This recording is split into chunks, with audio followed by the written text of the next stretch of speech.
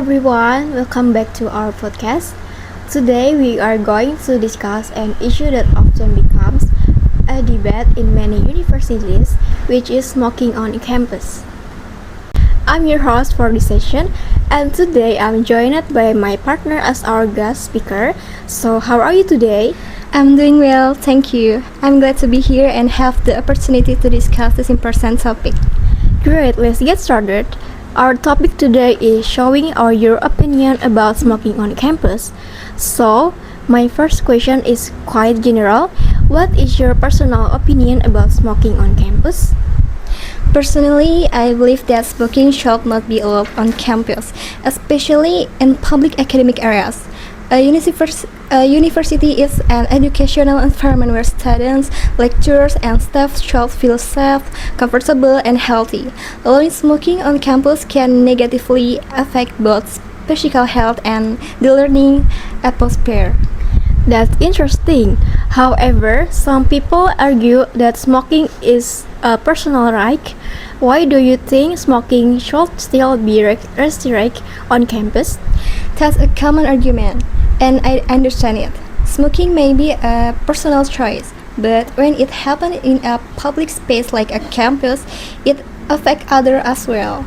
Secondhand, smoke is proven to be harmful.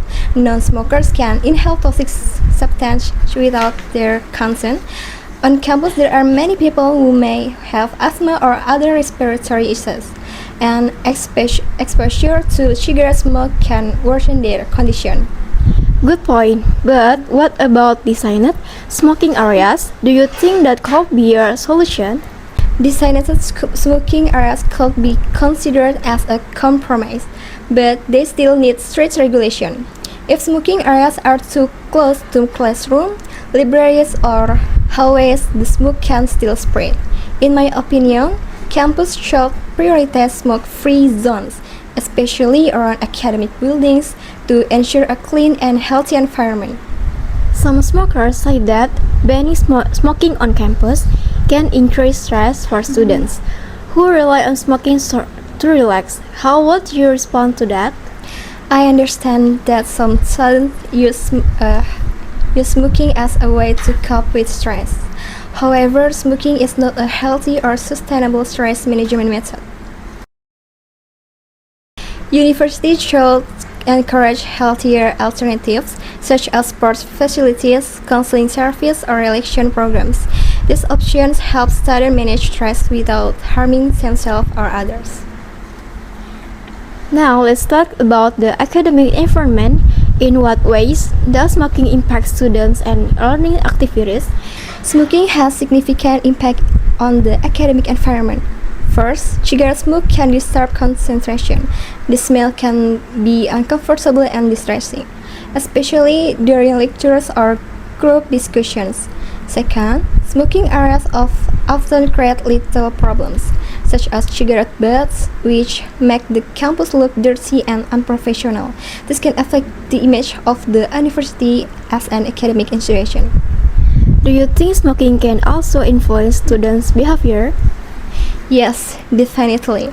When smoking is normalized on campus, it can influence non-smoking students to try it, especially younger students who are easily influenced by their surroundings. A campus should promote positive behavior and healthy lifestyles. Allowing smoking can send the wrong message about what is acceptable in an academic setting. Let's be fair and look at the other side. Can you mention any arguments why smoking should be allowed on campus? Some people argue that allowing smoking on campus respects individual freedom and avoid discrimination against smokers. They also believe that banning smoking completely makes push smokers to hide or smoke in inappropriate areas. However, even with these arguments, I still believe that public health and comfort should be prioritized over personal habits in shared space. That's a very balanced perspective. Before we end this discussion, what is your final option on this issue? To conclude, I strongly believe that smoking should not be allowed on campus, especially in academic and public areas. Universities should be safe, healthy, and supportive environment for everyone. By limiting or banning smoking, campus can protect student health, improve the learning atmosphere, and promote a more positive academic culture. Thank you for sharing your opinion and insight. That was a very helpful discussion. Thank you for having me. I really enjoyed this discussion. And that brings us to the end of today's podcast session. Thank you for listening and see you in our discussion.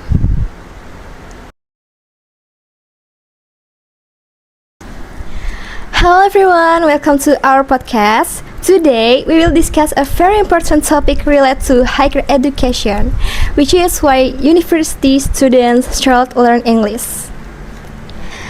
I'm your host for this session, and I'm joined by my partner as our guest speaker. How are you today? I'm doing well, thank you. I'm happy to be here and share my thoughts in this topic. Great, let's begin.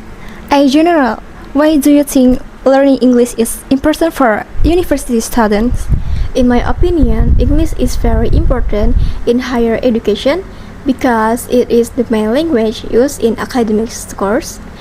Many textbooks, academic journals, research articles, and international publications are written in English. According to various academic studies, most scientific knowledge is published in English, especially in fields in the technology, medicine, and communication. Because of this, university students who understand English have easier access to reliable and up-to-date academic information.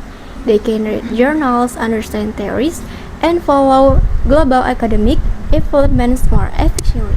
That makes sense. So, English helps students academically. Can you give an example related to university life? Yes, for example, many lecturers recommend international journals as reference for assignment or final projects. Students who have good English skills can understand these sources better, while students with limited English many may struggle and depend only on translate materials which are sometimes incomplete or out-to-date.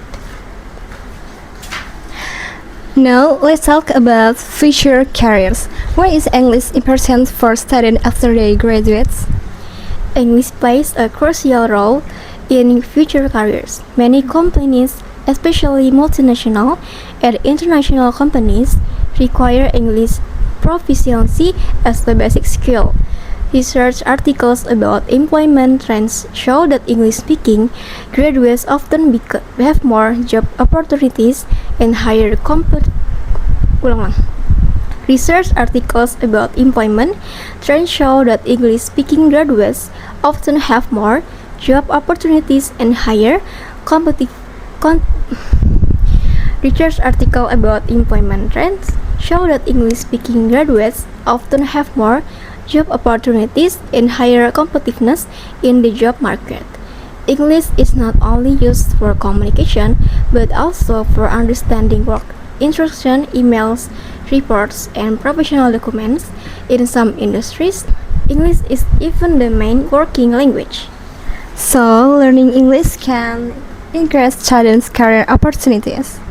Exactly. Students who master English are more confident in job interviews, international programs, and professional networking.